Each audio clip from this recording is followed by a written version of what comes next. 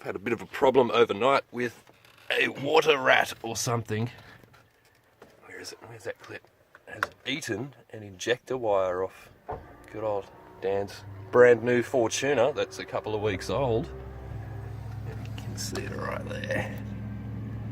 Now that's pretty weird. I've never really heard of that happening before. We parked overnight near the water and came in the morning and the car's not running well, and the boys have diagnosed that. So we're trying to carry out a bit of a bush repair.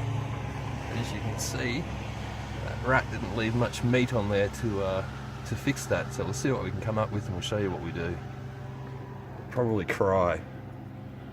So that's the end of the Deutsch connector. The boys have managed to pry it out. Pop one out at the time. You can see there wasn't any meat left on the end of it, so we have to try to reconnect it. We've got some wire. We're going to do a bit of a bush repair because I go bush with really smart lads. And we've managed to sort this out with some very basic tools. Reran that wire from here, which got all chewed out, and it's got enough length now to make it fit the injector. We'll just kind of clear a bit of cable. We don't actually have a soldering iron, so we're going to have to do the dodgy twist and tape, but you got to do what you got to do to get home. And this thing's due for its 1000k service soon, isn't it, Dan? Yep. So the good people at Toyota, I'm sure, will sort it out for you properly then. But it's such a shame. It's a brand new car.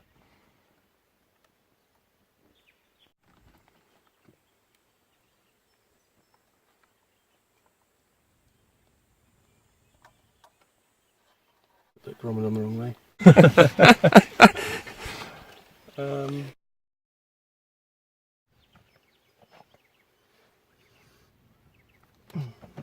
that worked, or you just got to crimp it on still?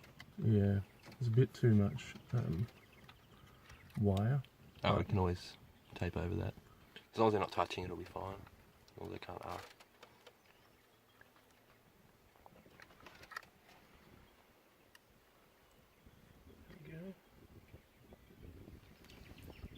It's good.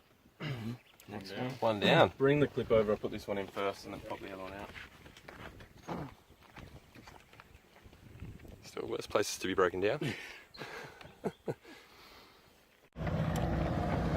we've got here the best thing in the world. Yeah. Nashua 357.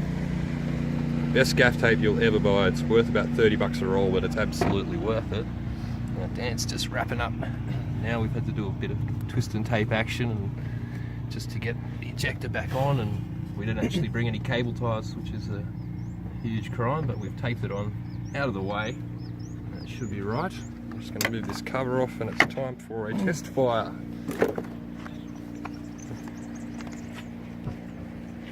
Let the diagnostics ignition on without starting. See if you get any engine lights. If not, we might have to reset it.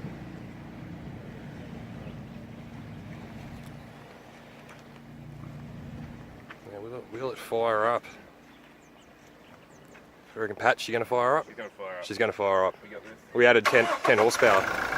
Hey! We have a 2.8 litre motor running on all 4 cylinders now. So that water rat. Well, that was certainly an interesting way to start the day, but I think we nailed it. We got it all sorted. We fixed the worn out wiring that the water rat we saw last night anyway. We think it's what it was, but it chewed through the wiring.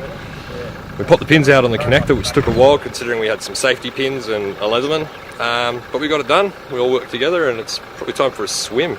Beautiful spot we're in. Let me go hit the tracks, but take that water up, we won.